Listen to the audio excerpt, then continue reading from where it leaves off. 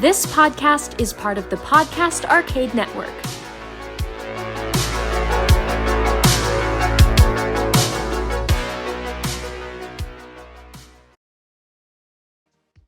Welcome to episode 22 of Paranormal Dads. I'm your co-host, Pat. I'm Andy. And I'm Eddie. Join us as we go in search of the world's monsters, myths, and mysteries, right here on Paranormal Dads.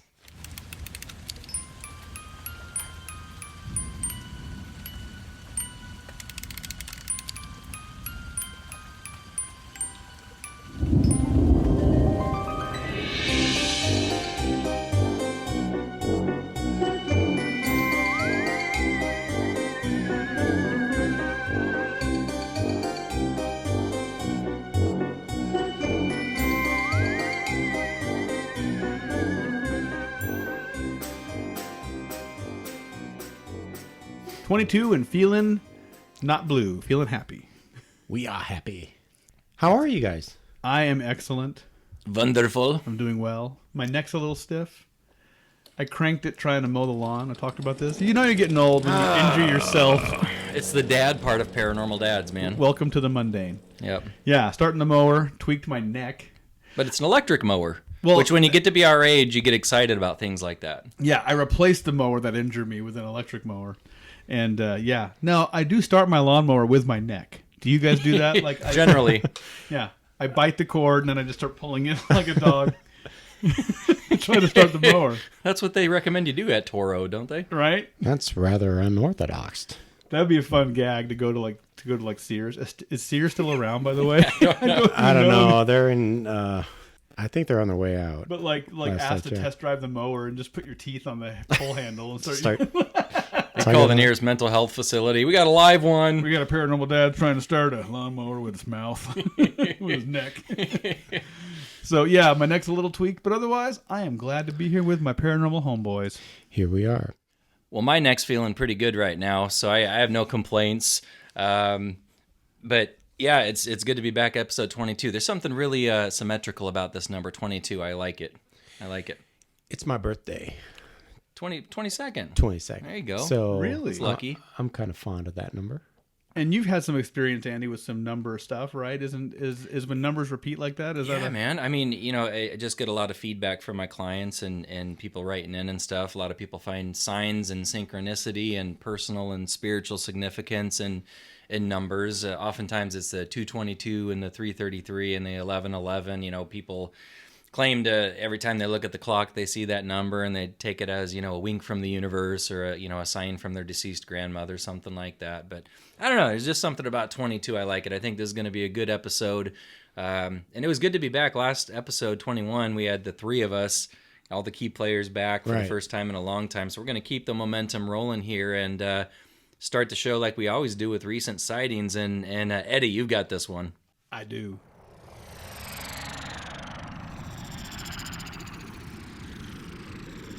So this takes us across the pond, everyone. So get your tickets, practice your British accents. Jolly ho, Roger. See? Mine kind of fades out from Australian to English to Irish. I'm all over the place. Exactly. I butcher it. So, but we're going to be discussing a little bit of things that happened in a town called Cornwall, England. And laugh all you want. Get your chuckles out now. What were you saying earlier, Pat? Anytime people will ask you to play that game, Cornhole. You're like, the name just bothers me. And no thanks. It's like, no, I'm not. No, I don't want to play that game. It's that beanbag game, right? Yeah, right. Why can't they just call it it's a beanbags? The safer name is Bags. But see, even that, I don't know. Something about cornhole just sounds wrong to me. Well, I'm not from the Midwest, so when I moved here, someone had invited me to a game of cornhole, and I literally was like, "What?" Like, that was my first response. So anyway, this is a town called Cornwall, so it's a wall of corn, if you will. Sounds delicious. Pass the butter. Yeah, right. Don't get it too hot. It'll become Popcorn Wall. And then you Good point. can't have that. Get the movies going. What kind of paranormal stuff they have going on there? So within Cornwall, they had a similar type of movement politically, kind of like how we did with the Freedom of Information Act within England, where they called it something different. Look it up. I can't do all your work for you, people. You know, British, they always call something different, right? But Right, the different names. idea of it is it's a form of, for them it's called, no, they called it the Freedom of Information Act. So there you go. It's the same thing. okay. You know, keep it simple. Keep it simple, man. And so they, this town had a similar thing. And so within the Freedom of Information Act, some of the stuff that got released was reports of paranormal activity in the town of Cornwall. Oh, yeah. And it just jumped out to me as interesting. I mean, there's a lot of things that happen here, but it's fun to see what's going on around the world, paranormally speaking as well.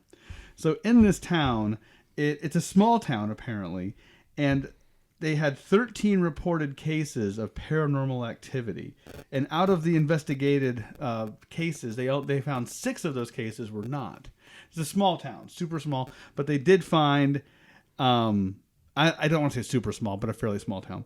But some of the reports involved vampires drinking their own blood, Nice. ghosts trying to get inside of a house, which it seems to me like ghosts wouldn't have trouble getting into a house. Yeah. And zombies in the street, and also the case of a ghost stealing someone's chips, which I believe over there is French fries.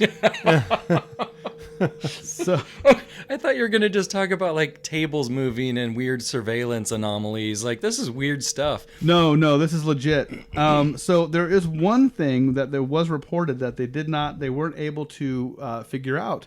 There was a case of a 4-pack of beer that had been mysteriously flew across an aisle in a Penzance co-op in Queens Square and was captured on the security footage. That's because the ghost wanted it to be a 6-pack and found it too short. And was like, Yeah. the heck with this. I'd be grumpy too. Yeah. The exact quote is George quotes George the Ghost, as he was called by staff, had inexpensive tastes.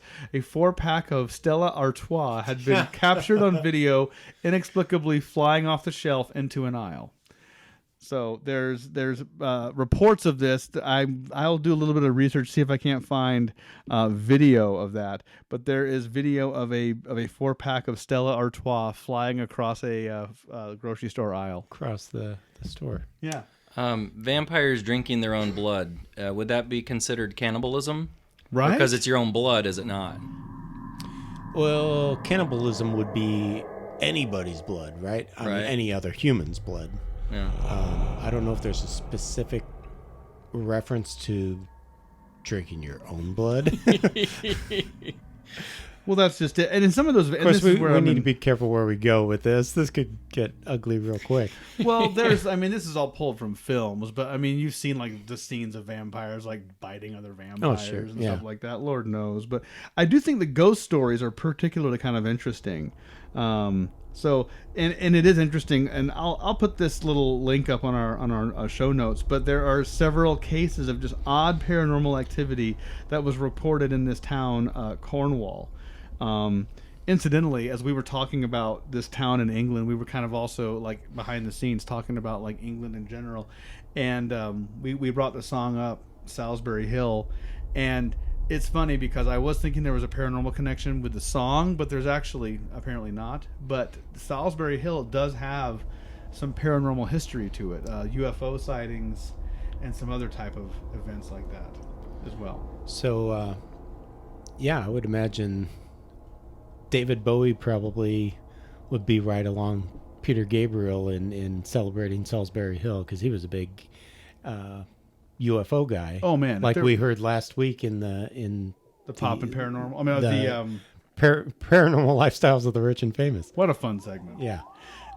If there was 2 pop stars who were going to be flying around in a UFO, it'd be Peter Gabriel and David Bowie. For sure. Well, and I love these references back, to England. You think of any place in Europe, they have thousands of years of history of paranormal happenings, as opposed to the U.S. We just have a few hundred. And that's what I was thinking too. It's like that country is so old and has so many old buildings and just so much history to it. Obviously, there's a lot that's gone on there, and there's probably all kinds of vibes to be had, for ghosts and things of that nature, but also even UFOs. England has a pretty strong UFO history as well. They're still finding new hinges there. Like they're uncovering new and more like stone circles even to this day. Oh, like hundreds and thousands. Like Stonehenge kind of hogs the limelight, obviously, but yeah, there's mounds, there's circles within circles. There's all sorts of hinges. Going back to that recent sighting, though, you said one of the reports was Cornwall, not to be confused with cornhole. Yes. There was a ghost who couldn't get into a house? Yeah, a What? ghost trying to get into a house. So the report was that there was an apparition that looked to be just kind of circling a home. It wasn't going into the home, but it was kind of like going up to the doors and going away. But it was a kind of a transparent looking figure, and it was captured on some night camera footage. Did they have a no soliciting sign next to their doorbell? That must have been what it was. They just had the whole house just lined in salt. Isn't it salt that keeps out like bad vibes? Right, yeah. Apparently, yeah. I was on a paranormal investigation back in February or March in Missouri, and we brought our 4-year-old daughter Sky along. Well, she was 3 at the time, and yeah, she's outside holding a big old tub of salt, making a circle around this trailer. It's like great parenting, dad of the year there. Yeah, salt apparently for whatever reason, as opposed to pepper. Who knows why? Right. Salt is supposed to, repel the evil They presences don't want to cross the barrier. They're like, I got to watch my sodium, man. But it's just salt. Like, why? What's so scary about salt? Pick it up and put it on your Cornwall. Put it on your hot buttered Cornwall. But yeah, I'll put this article up. But there's just this small town in England that apparently experienced this rash of paranormal activity in this pocket of time, and only recently got announced through this release of information. So it's kind of exciting. I wonder if people there are more open-minded, or if it truly is just a hotbed of activity in general. Or just ghosts that just don't like Stella Artois. That too. I like a good Stella every so often. What the heck? They come in a 4-pack apparently, though. Apparently a 4-pack. I didn't know.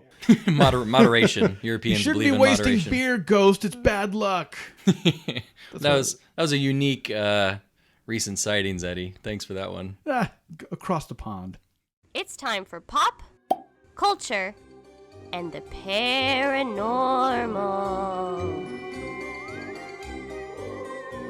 Pop culture and the paranormal. So most people have heard of 1950s heartthrob James Dean. Ooh. That was my heartthrob. Hey, Stella. Was he a Stella guy? Wasn't or was that somebody else? That was it's probably somebody else. that was Marlon Brando? Marlon Brando. I Stella.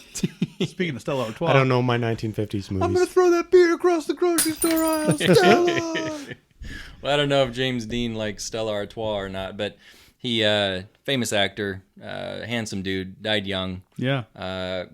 Crashed and burned, quite literally. Dude was into cars, fast cars.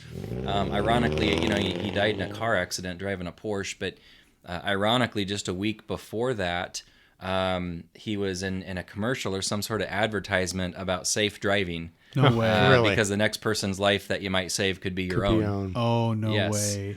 And so he died in a car crash in 1955, I believe it was in California.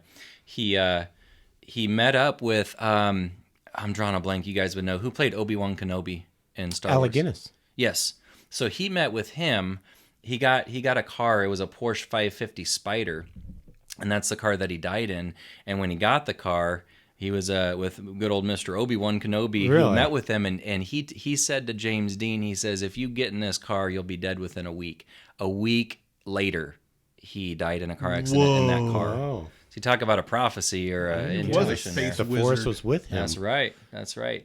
So this segment is actually about the alleged curse behind James Dean's car and the continuing hex that it's caused anyone who had anything to do with it after James Dean's death. Whoa. So what happened is after filming the movie called Rebel Without a Cause, James Dean had upgraded from it was a Porsche 356 to a Porsche 550 Spider.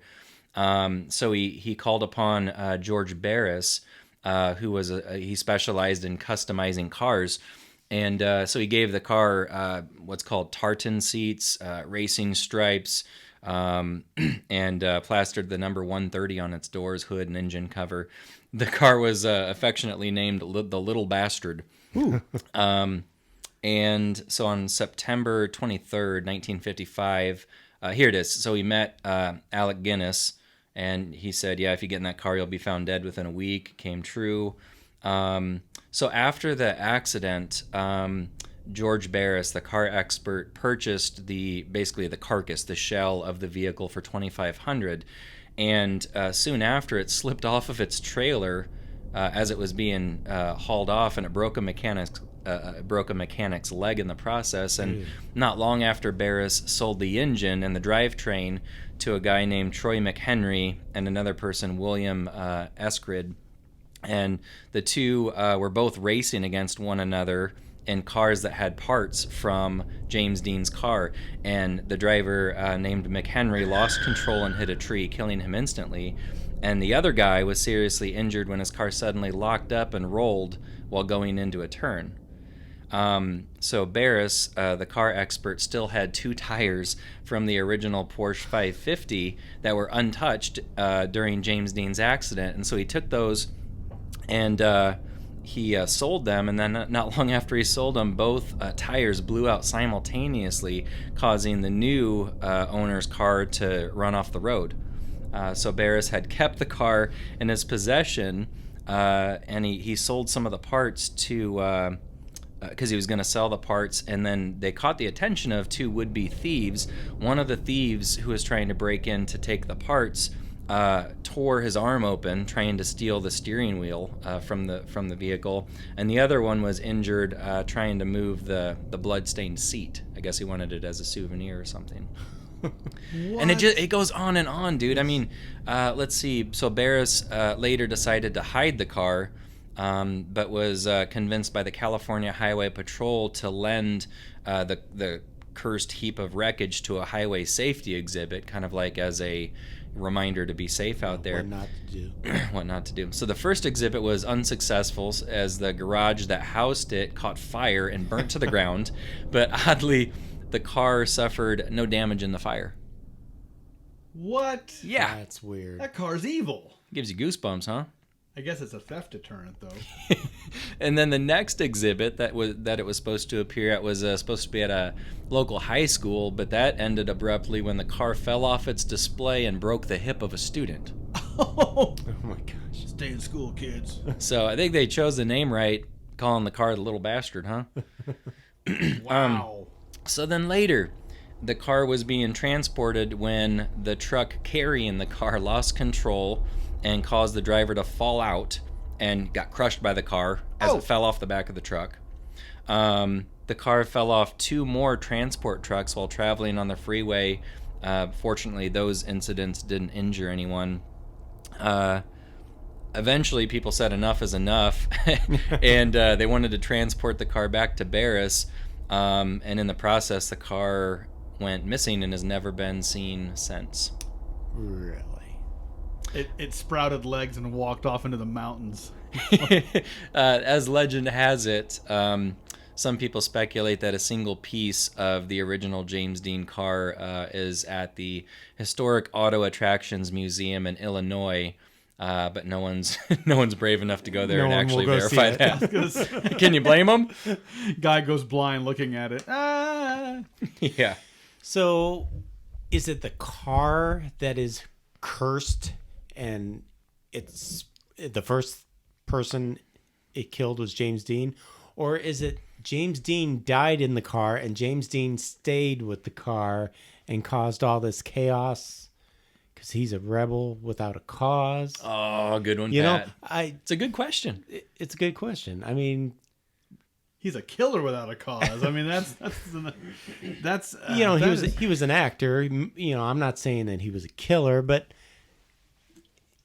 it's kind of a what comes first, you know, the curse, the evil car, or nothing that I found. The James Dean ghost that Right. wants to kill people. Was it the curse that killed him, or was he the curse? Was he the curse? And all the research that I did, there's not many people that believe he is the the origin of the curse. They instigator. think it's the physical car itself was that's just hexed. cursed, and Yeah.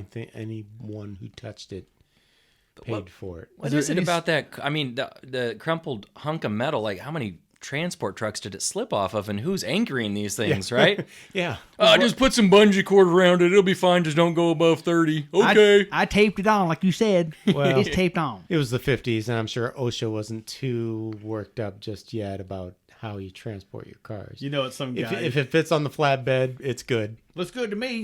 Parking brake on? Yeah. All right. It's like the United States Postal Service. If it fits, it ships. Right? Right. It's inside, isn't it?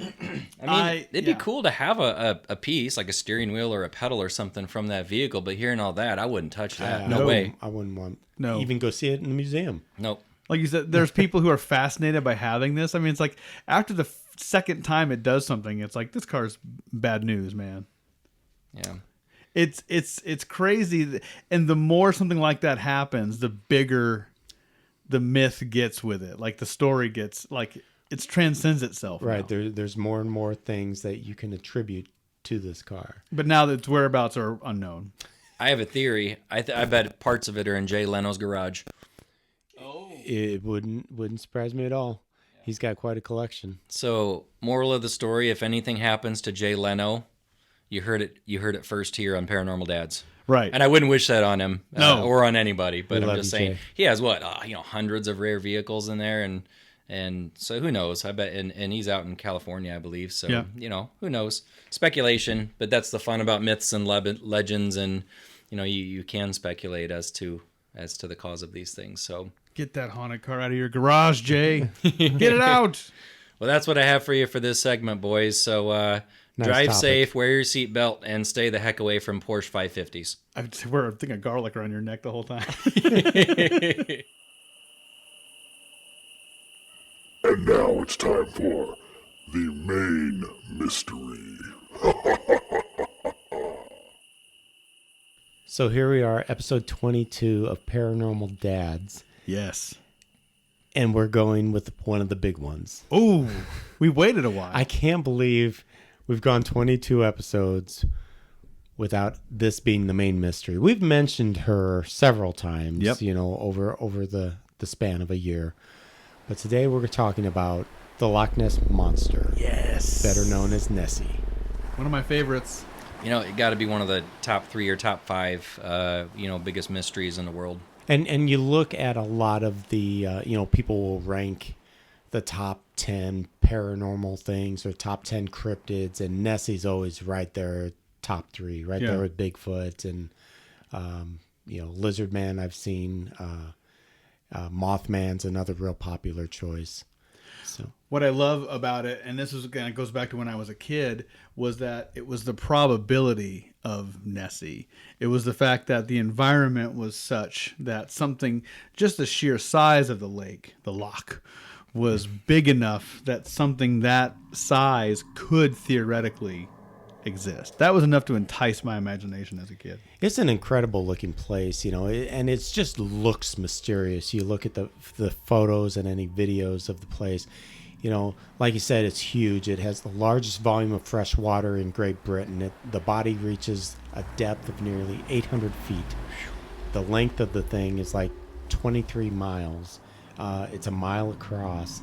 And it's just, you often see it with choppy water. It just kind of looks creepy. That's a big lake. Yeah. Yeah, it's kind of long and narrow, but it's cold there too. It is cold. And that's one of the things that people like to dispute about the ability for Nessie to exist is, a lot of the times people attribute it to being, I hope I say this right, a plesiosaur. Yeah. Well, apparently that type of animal would need warmer water, Yeah. and Nessie wouldn't be able to survive in the cold Right. depths of that lake. But just kind of back up a little bit, accounts of this creature date back 1,500 years, and even though there have been many pictures that have been taken of things that go on in the lake, and many of them have been debunked. The thing I think is cool about Nessie is that how the community has kind of rallied around the legend and kept the legend alive. And just, interviews you hear about people who lived there and stories people tell about experiences that they've had at the lake. A lot of people will say they've almost sensed a presence, even though they're standing on the shore, they can sense that something's out there. And it's just kind of cool how there's a very cool Twitter account for it's the let's see if I can find it real quick. It's like the Loch Ness, I think it's called the Loch Ness Center. Yeah, Okay. Loch Ness Center. And it's just kind of almost like a museum. And I think it features a lot of folklore and things about Nessie. And it's just kind of a fun account to watch on Twitter, too, because they'll post things about events going on featuring Nessie and kind of celebrating the legend that is the Loch Ness Monster. So a lot of people do kind of speculate it's a plesiosaur or left over from the age of the dinosaurs, and those were warm-blooded creatures apparently, and they would have to have adapted to cold water and cold weather, which would, is that possible over the course of millions of years for a creature to evolve and adapt like that? And then the other thing is, correct me if I'm wrong, but a lot of creatures who live in colder waters, it slows their metabolism and makes it so that they can live longer. There's a species of shark called the Greenland shark, I think it's called, in frigid waters, and those things live 300 to 400 years. Whoa! And they're massive, like they eat polar bears. They're huge, and I think if there is a population of these Nessies, these Loch Ness monsters, it would bode well for them to live a long time, to find a partner to breed, to have offspring. So it just, I don't know, it is. And it would almost have to be a population too. It couldn't be a sole creature that survived, because just the amount of time that has passed. We're talking 1,500 years that you've been hearing stories about this creature. One creature isn't going to last that long. Probably the earliest written reference to a monster in Loch Ness was from the 7th century. It goes back to 565 AD. Saint Columba came to the region. He was on his way to visit one of the kings of the northern Picts. Oh, wow. I think I'm saying that right. Near Inverness. And when he stopped at Loch Ness, he confronted a beast that had been killing people in the lake. And so I could just see him now. He's probably got like his shepherd's hook or something. Go on, get out of here. Devil be gone. Get out of my lake. Darn lizard. It's like the people you see on YouTube videos. Hey, bear, get away from my canoe, bear. Hey, Go away, bear. bear. Shoe bear. Quit eating my canoe, bear. So he's apparently St. Columba saved the people from Loch Ness, and he hasn't harmed anyone since, although we might get into that a little later on the flip side of that. Oh. So, but sightings also happen. 1871, a man named Mackenzie reportedly saw an object resembling a log or an upturned boat wriggling and churning up in the water. The object moved slowly at first and disappeared at a faster speed. And Mackenzie actually sat on his story for quite a while. It wasn't until like about 1934, after a popular photo was taken, that he came forward, gave it to somebody in a newspaper, and they kind of went with that story. But Nessie really started taking off. The lore of Nessie was probably in the 1930s. They completed a new road that ran along the Loch Ness shore, affording drivers a clear view of the loch. On May 2nd, 1933, a newspaper reported that a couple claimed to have seen an enormous animal rolling and plunging on the surface of the lake. And then from there, interest continually started to grow. And I think it was that article they first referred to it as a monster. And then right, the next year, 1934, is when I was talking about that picture. That's the what was the name? It's called the surgeon's photo. The surgeon's photo. Because the guy who took it or was involved with that photo, it was a classic black and white photo of, Right. kind of a long neck and a head coming out of the water. And it's called the surgeon's photo because the guy who was involved with it was a doctor of some kind. So if you're thinking of photos of the Loch Ness Monster, this is the one you're thinking of. This is probably Right. the most significant piece of evidence that has been created. Unfortunately, this and I just learned this like a few months ago. I must have been living under a rock, but in 1994, one of the people who were involved in this photograph on his deathbed said, "Yeah, this was a hoax. It was actually a toy, like a toy lizard head that they attached to a toy submarine, put it out on the lake, and snapped some pictures back in 1934." That was their equivalent of Photoshop back then, right? Right. Right. Let's strap a toy to another toy. So Take a picture. Genius. So, I love it's kind of sad when, something that, for so many years, I mean, I remember I first saw this photo back in the 70s during, there was, I can't remember if it was a TV show or a movie. It was called Mysterious Monsters, I believe. And it featured Bigfoot. It featured Loch Ness Monster, and I think it was Abominable Snowman as well. Mm-hmm. And so they had a big piece on the Loch Ness Monster, though, and that was probably the first time I saw these photos. And I just remember it capturing my imagination that, wow, this thing could be real. Yeah. And when you hear it's a fake, it's just kind of like, oh. It kind of takes the Yeah. air out of your sails. Right, Wind yeah. out of your sails, yeah. So There was a, not to change, it's in the same vein as this. I recently saw, I'm trying to think what show it was. I think it's called What on Earth. It's like rare, weird video anomalies from around the world. And there was kind of recently in Alaska, a guy who captured video footage from a bridge, pointed his camera downward, and it just looks like this kind of undulating serpentine kind of creature that's estimated to be about 10 to 12 feet long. Yeah. It was kind of like there was like ice or snow kind of on the top of it, but it's a distinct head and tail, and it's this kind of snake-like movement where it's kind of wiggling back and forth slowly. And they never did. They had video experts analyze it, and nobody can say what that thing is. So, Alaska's quite a ways from Scotland, but you have sightings like this all over the world, and it's a big body of water. Well, the presence of something somewhere would then give legitimacy to another type of thing being in another place. I mean, this is where, like, the whole argument, like I said before, like, you're going to tell me a giraffe is real? Well, if you had never seen one and someone described it, it's so ridiculous. Right. Why would you believe them? It's ludicrous. Hey, its neck is longer than its body. And you'd be like, that's weird. Why would that even happen?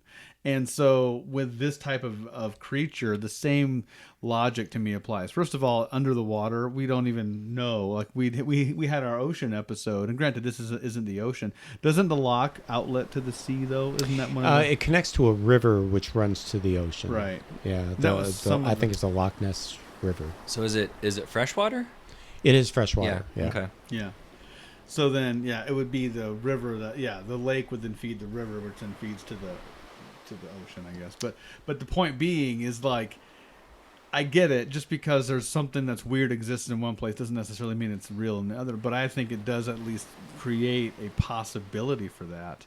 And what is a monster but an animal that we don't know what it is? Yeah, and a lot of it, there is quite a bit on misidentification in this story. People speculate it could be bird wakes. Birds diving under the water to fish and whatever, making weird waves.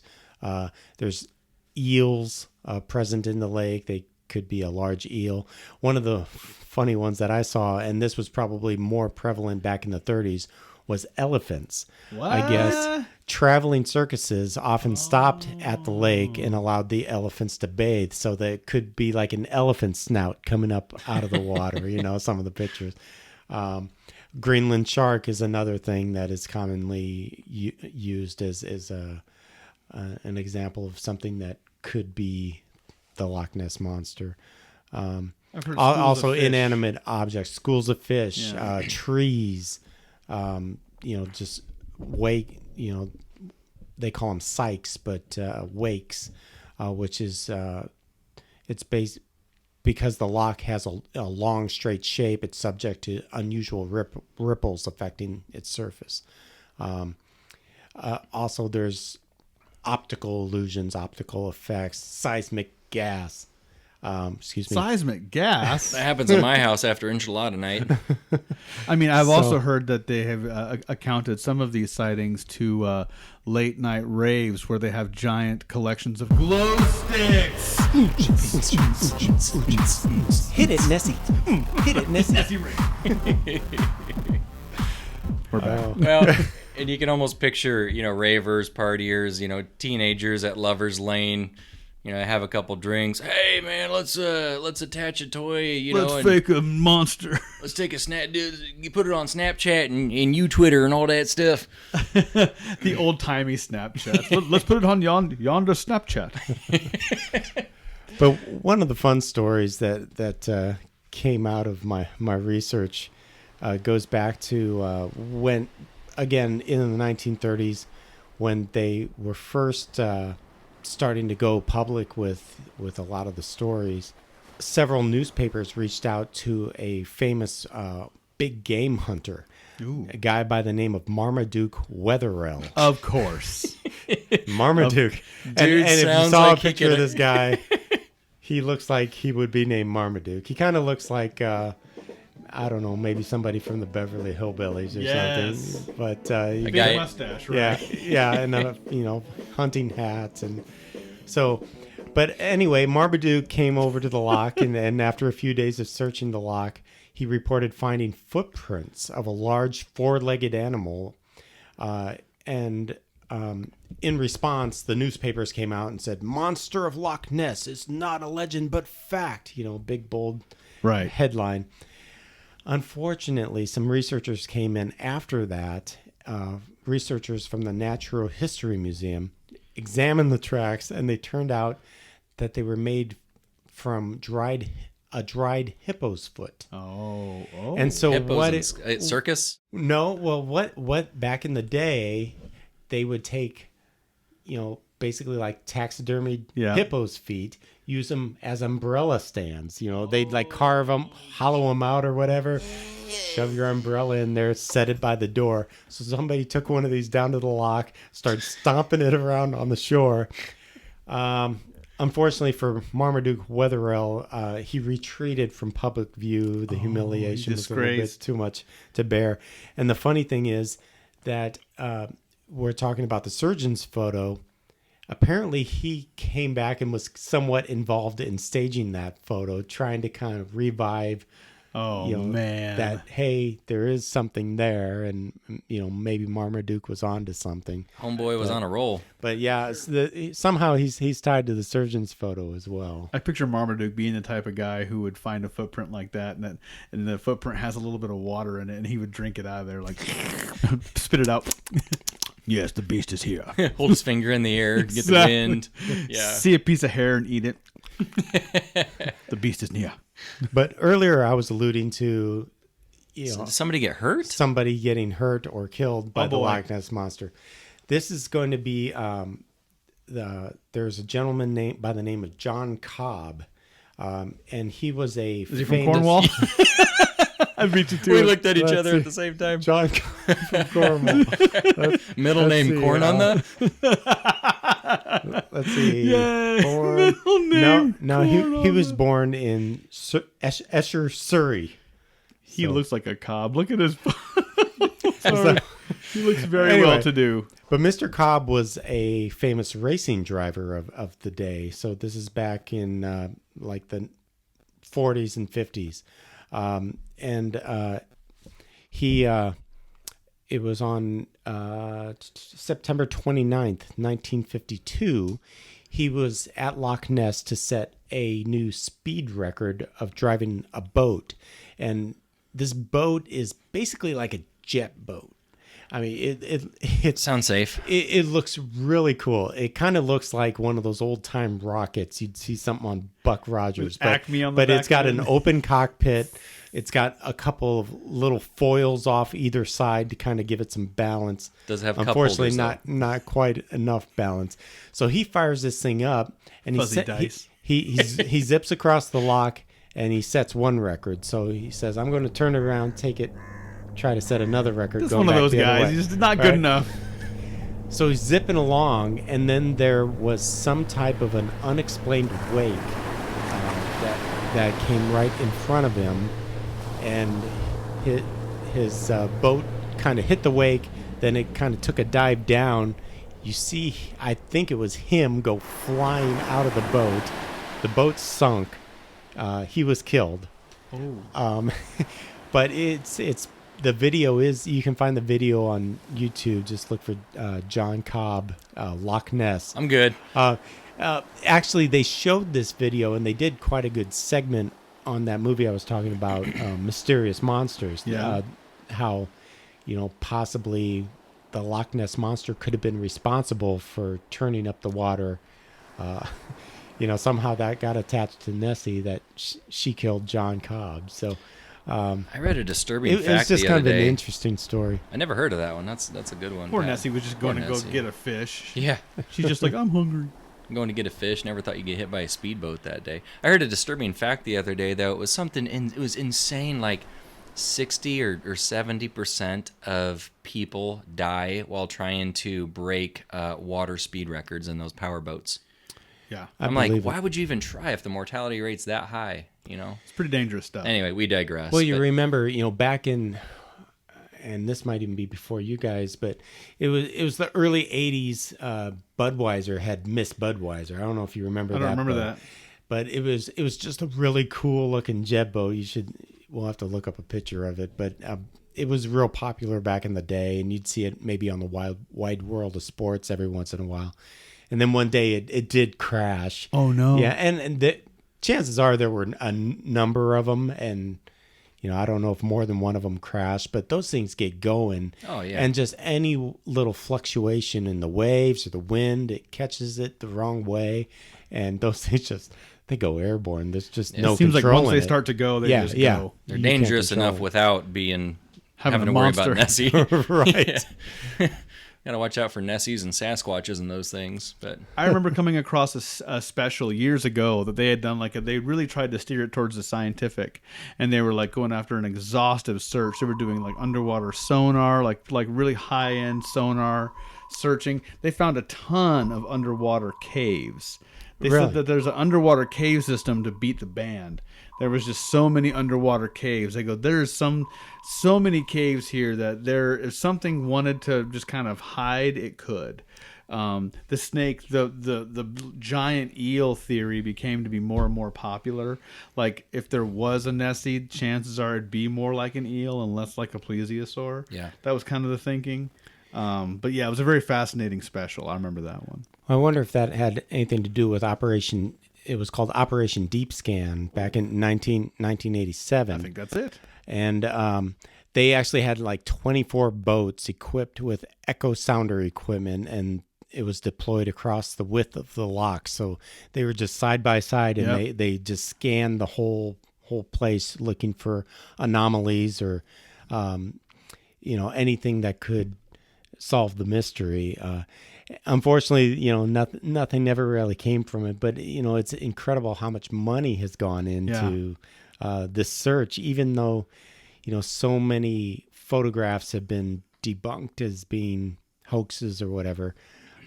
there's always just enough. People still want to believe and still want to keep the legend alive. Yeah. There's a sliver of hope, there, and it just takes one sighting to kind of reignite that curiosity. With that deep scan, I don't remember where I read it, but yeah, they didn't come up with any hardcore data or evidence, but there was kind of a bloop or a blip on one of the boats that it was way down. It was like 500-600 feet down, and there was kind of a radar blip that was about as big as one of their boats.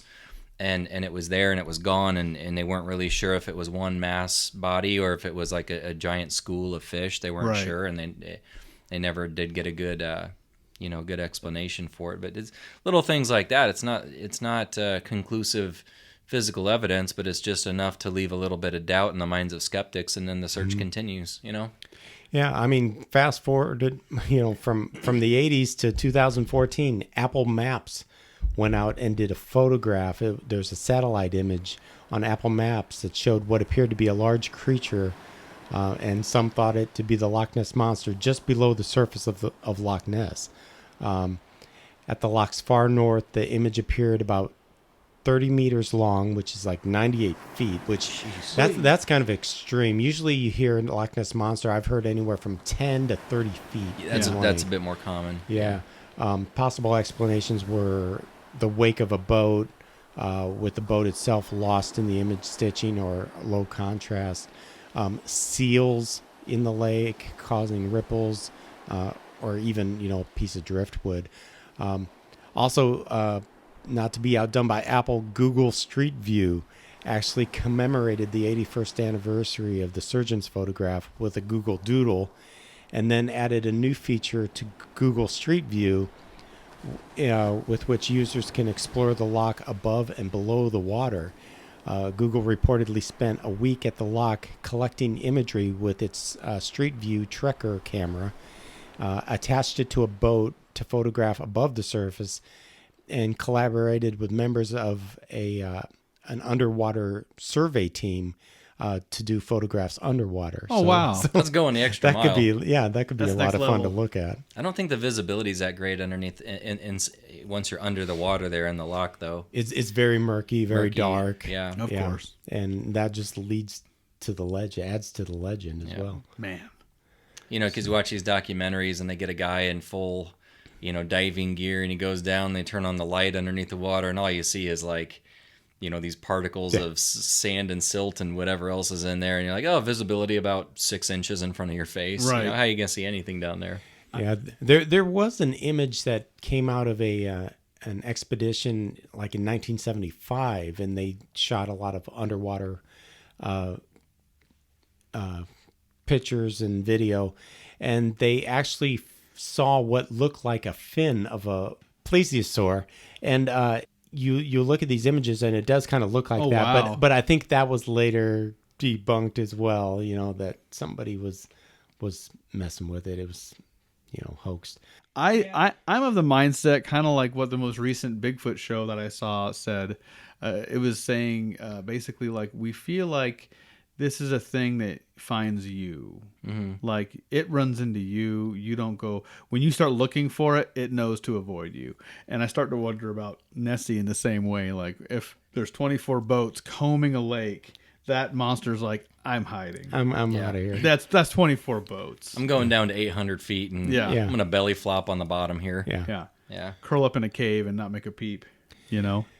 But I guess to put a cap on it, it's always so much funner, kind of like I was talking about the surgeon's photo. When I found out just recently, relatively recently, that it was a hoax, and I'd never heard that before, it kind of takes a part out of it when, maybe, just maybe, it's a lot more fun to believe in this kind of stuff than it is to say, oh, it's fake. Yeah. But when you find out for sure, that picture wasn't real, it just kind of takes But that's why we do this show, is because we're the kind of people who want to believe. Yes. And we don't we don't 100% believe in some of the phenomena we talk about, but it's like you said, it's more fun to imagine what could be than to completely shut the door on it. Exactly. And stay open. We hope all of our listeners are the same way. Oh yeah. I like to stay open to this stuff. Don't shut the door yet unless you drain that lake and explore every single nook and cranny, which can't happen. Yeah. That was a good main mystery to break out. That was awesome. Kind of a perennial powerhouse there. He went big here, Loch Ness. Yes. Woo! So thanks for listening to our very aquatic ending to the show there. Any final thoughts, guys? We gotta always give a shout out to freesound.org for providing us with the music and some of the sound effects for this show. And Contact us anytime at Paranormal Dads, Twitter, Facebook. We on Instagram now. Instagram. So, and email paranormaldads Gmail.com. gmail.com. We're always open to feedback, suggestions, reviews. We've been getting a lot of positive feedback. Absolutely. If you like the shows and can take the time to give us a review, we'd love to get reviews. It helps kind of promote the show more and get our name out there a little more. Reviews on iTunes. We're grateful. On the podcast app on iTunes. That's the big one. Mm-hmm. If you can give us a review on there, that'd be wonderful. So we'll see you next time, guys. And to all you listening, thanks for listening. It's been fun. Keep your eyes on the loch, laddie.